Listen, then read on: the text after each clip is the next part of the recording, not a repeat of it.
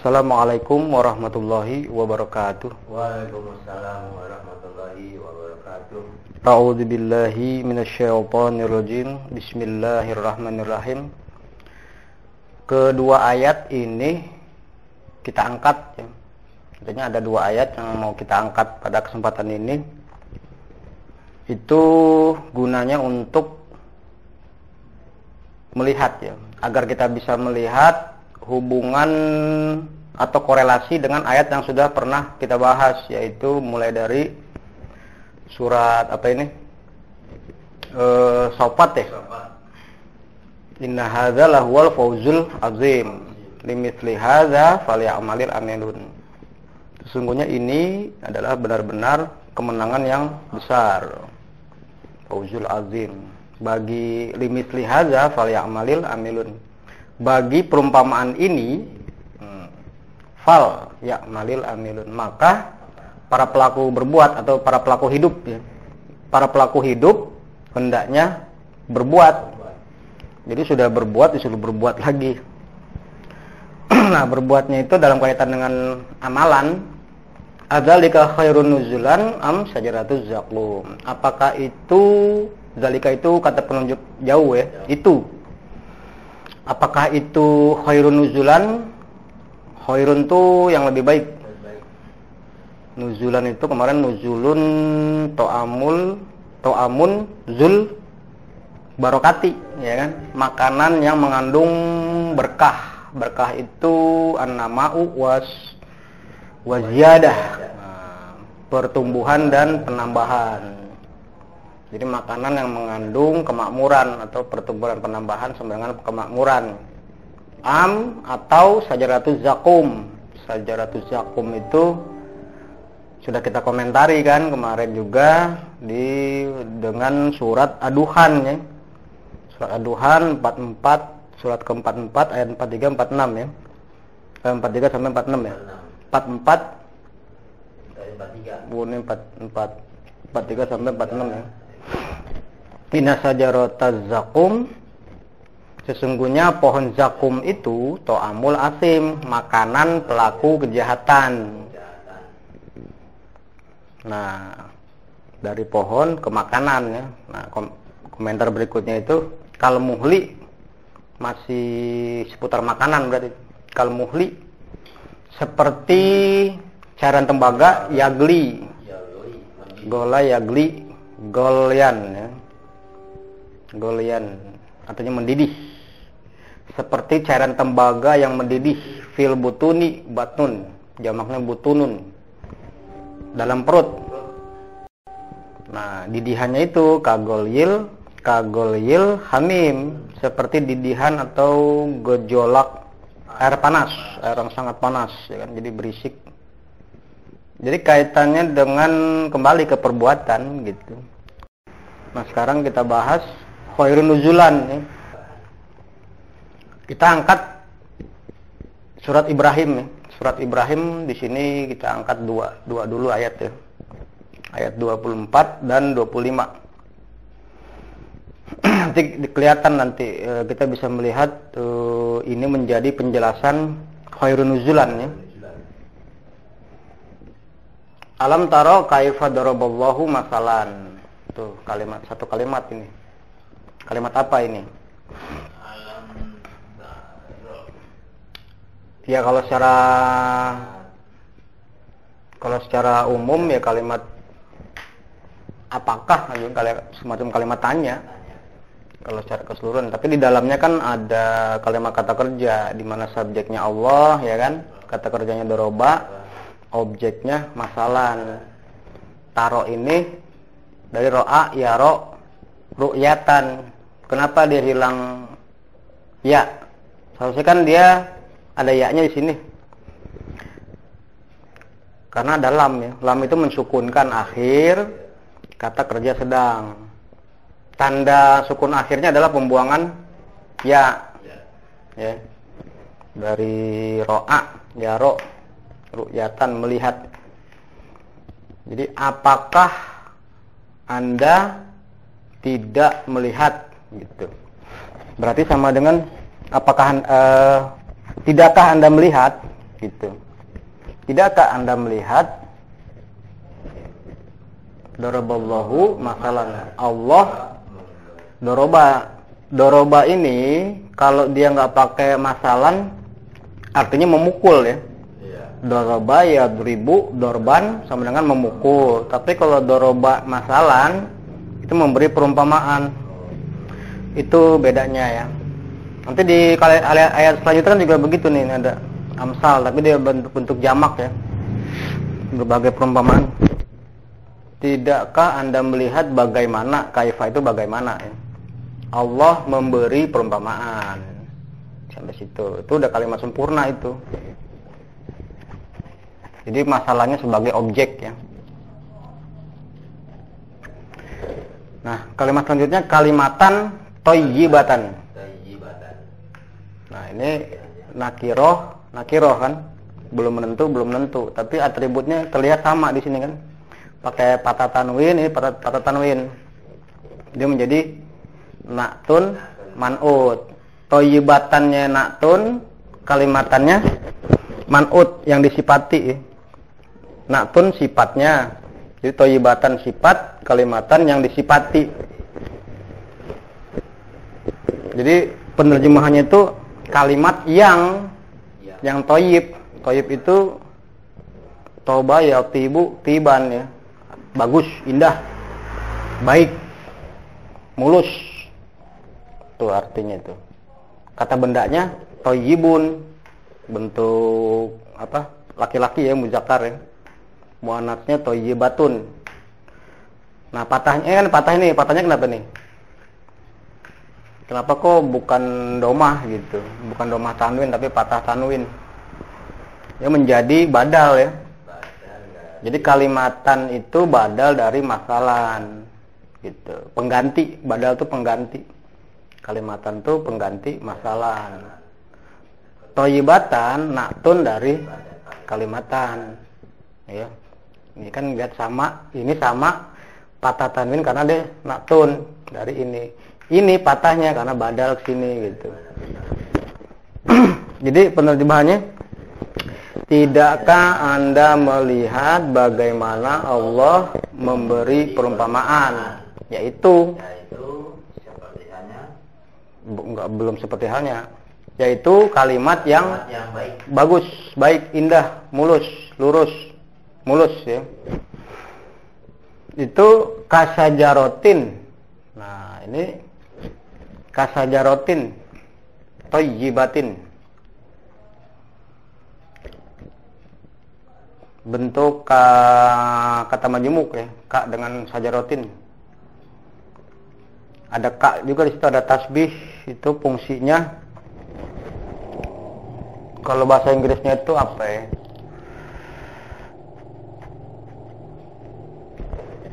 To compare gitu. To compare itu membandingkan, untuk membandingkan. Itu ka itu ada tasbih, ada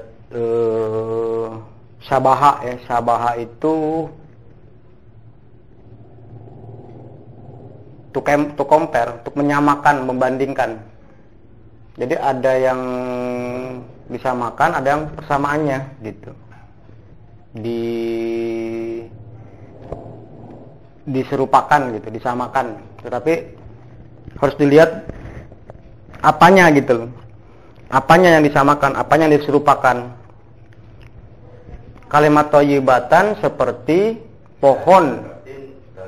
Thayyibatin, pohon yang baik, bagus, indah, mulus kan.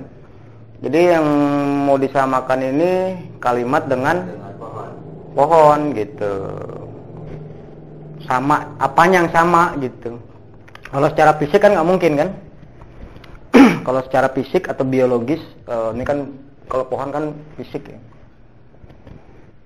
Artinya zatnya itu nggak mungkin sama gitu.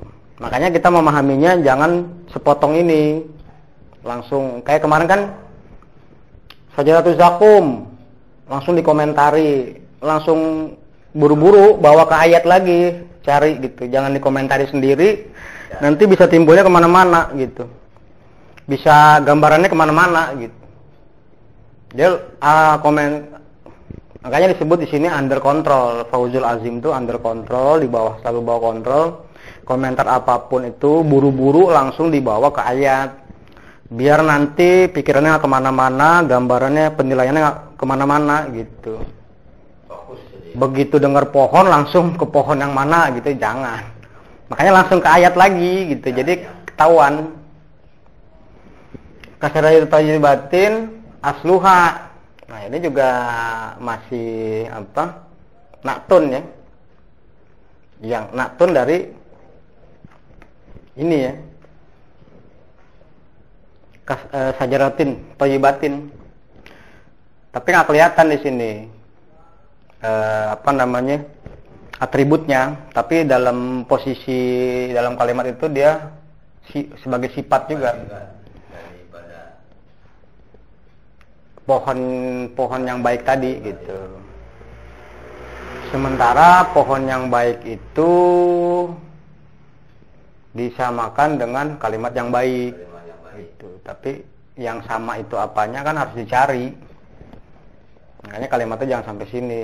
Jadi ini disifati oleh ini lagi. Yang asluha ini apa? Pernah dengar nggak usul fikih, kan? Usul, asal. Ini kan aslun, usulun. Jadi usulul fikhi, ya kan? Asal atau asal usul, pangkal dasar. Usul fikih itu memang mempelajari tentang dasar-dasar pemahaman gitu. Kalau secara bahasa jadi begitu. Asalnya dari sini ya. Asluha. Nanti ada furu cabang berarti. Cabang persoalan. Furu, faraun, furuun. Kalau aslu, usulun. Asal, pangkal, dasar. Jadi pangkalnya atau dasarnya sabitun. Jadi ini majemuk menjadi pokok kalimat dari asluha sabitun. Ini keterangannya gitu. Ya, sabitun itu keterangan. Kelihatan di domahnya ini. Yang menyebabkan di domah itu karena dia keterangan dari asluha. Ini juga domah kan? Posisi domah dia majemuk dengan kan aslun asalnya kan. Kenapa dia hilang tanwin? Karena majemuk dengan ha. Nah, domahnya itu dia kan kalau ini kan kalimat kata benda kan? Ingat ya kan? Kalimat kata benda itu kalau dia nggak pakai ina dan kana, maka pokoknya domah, keterangannya domah gitu, posisinya. Ini domah gitu. Nah, ini satu bundel sebagai sifat dari ini gitu. Nah, kelihatan atributnya tapi ya, cuman secara posisi dia sifat. Kalimatan thayyibatan, kalimat yang baik seperti pohon yang baik. Yang ya kan? Yang dasarnya, pangkalnya itu adalah tetap atau stabil ya. Sabata yasbutu subutan. Tetap atau stabil. Tidak goyah, tidak bergeming ya. Tidak bergerak, tetap stabil. Nah, ini ngomongin apa ini? Ada pangkal atau dasar, kemudian ada wa far'uha, faraun, furu, cabangnya ke langit, pisamai ke langit, cabangnya ke langit. Jangan ngebayangin langit itu tingginya segitu, berarti cabangnya ke situ. Kan begitu kan? Hubungkan dengan kalimat loh maksudnya ini. Kalimat yang baik seperti itu gitu. Berarti ada dasarnya kan? Sama-sama ada dasar nggak? Iya. Kalau kalimat ada dasar nggak? Pohon ada dasar nggak? Ada. Kan kelihatan tuh persamaannya. Bukan fisik kan berarti kan? Kalau bicara kalimat berarti bukan fisik, tapi ada dasarnya, ada pangkalnya yang itu sabitun, tidak bergerak, konsisten, stabil ya, tetap sabata yasbutu, ini pelaku di sini. Dan cabangnya itu ke langit. Ya. Sampai di situ aja sudah mulai ada gambaran kan, persamaan antara kalimat yang baik dengan pohon yang baik, yang dasarnya tetap, cabangnya menjulang ke langit. Nah, di ayat ke-25-nya itu bicara masalah buahnya. Ya. Buahnya. Tu'ti ukulaha kullahin. Ya. Tu'ti ini kata kerja apa nih?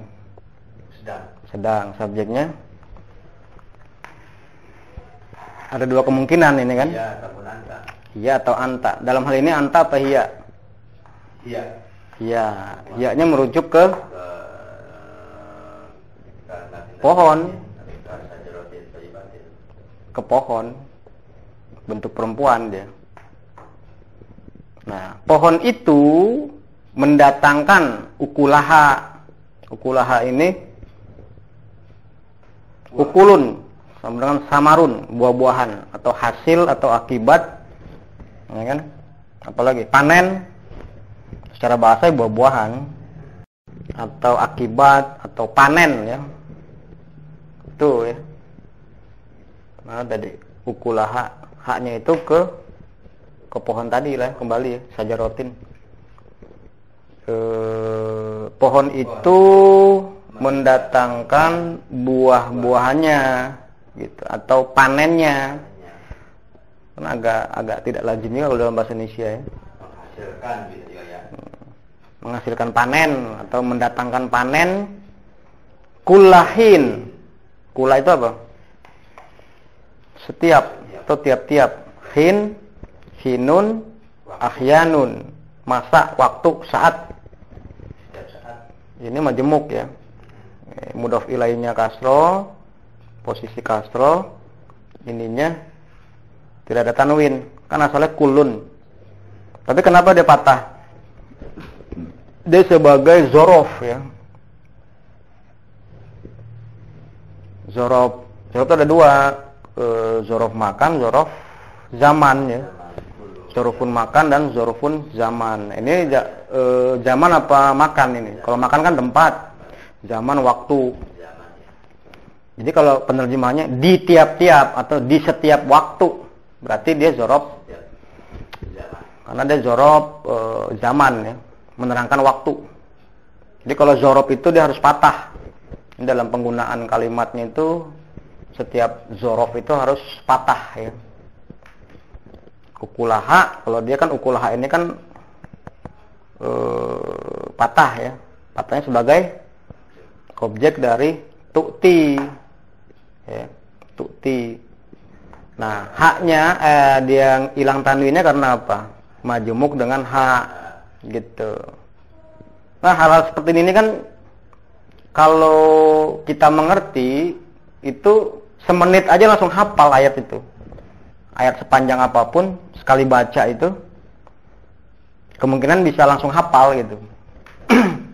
Kita memahaminya bukan mengingat tulisannya, tapi fungsi-fungsinya itu loh. Itu cepat, itu yang saya alami. Makanya langsung di blok sholat nggak hilang dia. Bi'idni rabbiha, dengan seizin pemilik. Kalau di sini dikatakan pemilik ya. Pemiliknya. Pemilik haknya kembali ke sajaratun lagi. Ini bentuk tunggal ini, perempuan ya, feminim. Kalau yang ini kan biasa ini. Wa yadribullahul amsal, masalun jamaknya amsalun. Nah, kalimat kata kerja subjeknya non KPN ya. Non KPN itu dia selalu di tengah. Nanti bisa subjek non KPN, objek non KPN. Ini bisa bolak-balik kalau dalam pembuatan kalimat ya. Karena di contoh ayat lain bisa gitu. Kayak wayatribul amsalallahu, bisa begitu.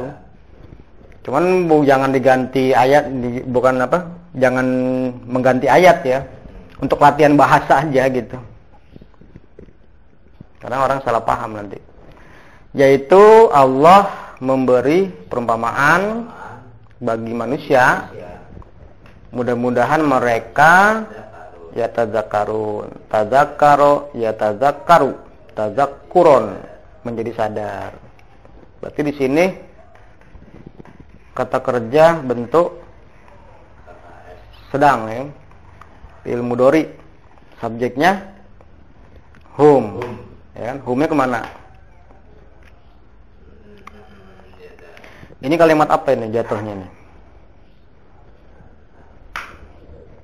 Kalimat campuran nih.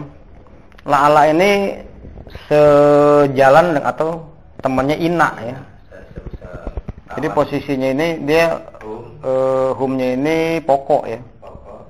Kalau diganti dengan kata benda ya. Misalnya diganti mukmin, dia menjadi gimana? La'alal mu'minina. Jadi begitu.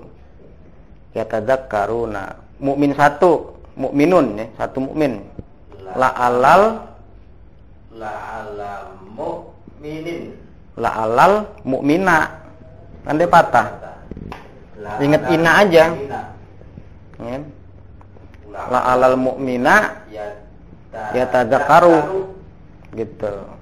Kalau dia hunna la'allahunna yatadzakkarna.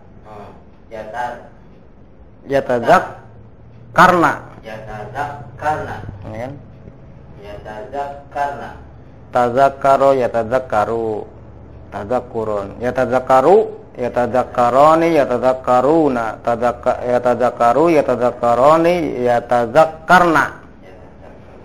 Ya kan? Itu hunna.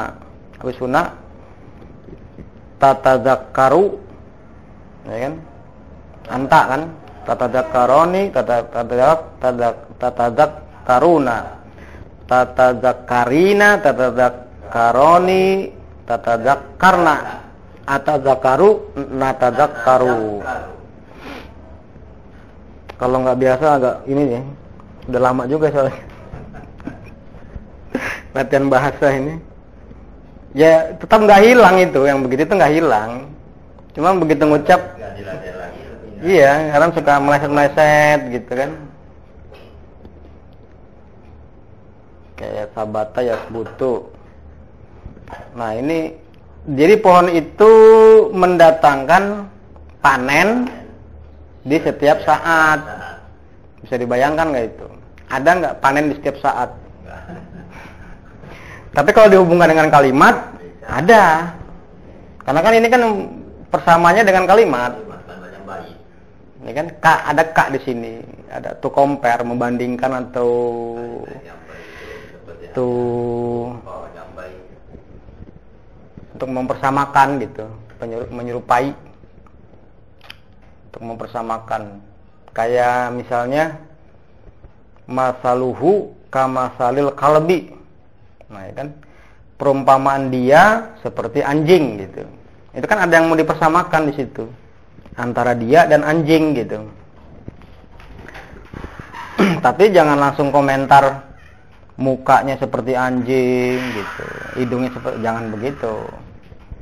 Harus dicari konteks kalimatnya, kalimat selanjutnya apa ceritanya, atau di ayat lain. Kalau nggak ketemu di ayat itu, cari di ayat lain kalimatnya apa. Jangan langsung dikomentari, tapi harus buru-buru bawa ke ayat ya, bawa ke ayat biar nggak kemana-mana pikirannya, jadi ribut nanti. Ya kalau itu tadi ya, kalau makanan tadi, makanan yang mengandung keberkahan, kalau dia seperti pohon yang hasilnya itu panennya setiap saat, sama nggak dengan makanan yang mengandung keberkahan? Berkahan itu kan an-nama'u wa ziyadah, ada pertumbuhan, ada penambahan gitu. Jadi ada nilai tumbuh dan nilai tambah. Itu makmur namanya begitu. Bicara panen kan berarti kan? Artinya satu konsep di mana itu ada dasar cabang yang menjulang ke langit, yang panennya hasilnya itu menghasilkan kemakmuran gitu. Jadi kalau kalimat apa tuh? Pandangan dan sikap hidup. Satu bundel itu. Jadi memahaminya itu kalimatin thayyibatin. Jadi membacanya mulai dari syajaratin thayyibatin asluha sabitun wa farwa fis sama terus gitu. Sampai sini. Baru nanti kelihatan itulah ada dasar yaitu pandangan penilaian, ada hasil. Hasilnya apa? Sikap hidup, perbuatan. Itulah panen, itu perbuatan itu. Bisa dinikmati gak sama orang banyak? Setiap saat. Ya banyak itu segala macam bidang kan. Kesopanan, kerukunan, macam-macam lah cabang. Kalau di hadis kan ada berapa puluhan kan? Cabang iman itu ada berapa itu? Yang paling lemah mungut duri dari jalan. Itu digambarkan pohon juga sama Nabi. Yang bercabang meranting sampai menjulang ke langit, buah-buahannya seperti itu. Sebatas ini sudah dapat gambaran ya, walaupun masih. Nanti ada lagi di surat 2 ayat ke-26 dan 27 di pertemuan berikutnya aja lah. Maksud saya kan kalau dikit-dikit gini kan bisa langsung dihafal, dibawa ke sholat. Nanti akan terasanya di sholat gitu. Kalau nggak dibawa ke sholat, cuman begini-begini aja, dibaca, dimengerti, nanti nggak menjadi rasa, bahkan hilang nanti. Nanti terasanya dalam sholat. Ya ini aja coba dihafal, dibawa ke sholat. Jadi jangan ketinggalan nanti baca ayat dengan explore ayatnya itu harus seperti gerbong dengan rel gitu. Lokomotif dengan gerbong, jangan gerbongnya lokomotifnya duluan, gerbongnya belakangan, ketinggalan. Dia harus nyambung gitu. Makanya jangan baca cepat-cepat baca sholat itu. Dia harus menggandeng, eksplor ayat, terjemah itu makna dengan bahasa itu nyambung dengan apa yang dibaca gitu. Sanggup nggak seperti itu tuh? Makanya saya nggak ngerti kalau kita berjamaah itu kadang-kadang kan imamnya cepat bener bacanya itu. Yang gandeng lagi yang dilaguin. Kan ada yang dilaguin itu jadi kan tidak membantu makna yang kita harapkan seperti itu. Iya. Karena dia fokusnya ke lagu. Giliran dibaca zohir, durasinya lama. Begitu dia disirkan, cepet gitu. Itu kadang-kadang kan suka bingung kita sholat itu.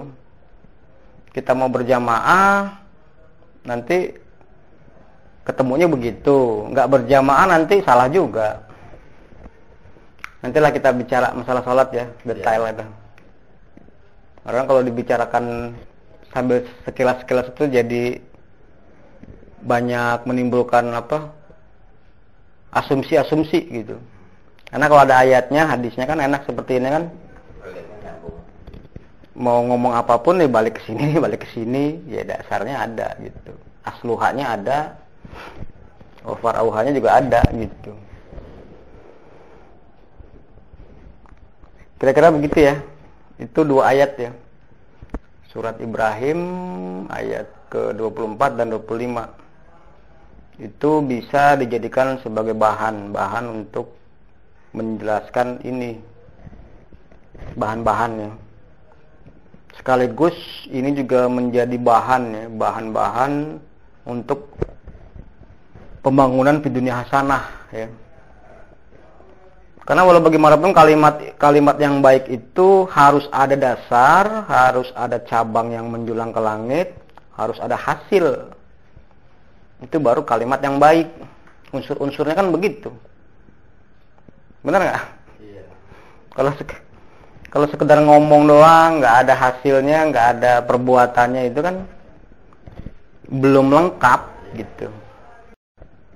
Ya kayak tadi contoh seperti yang kita contohkan tadi kan, ngomong masalah komentar apa itu? Islam arogan segala macam itu kan.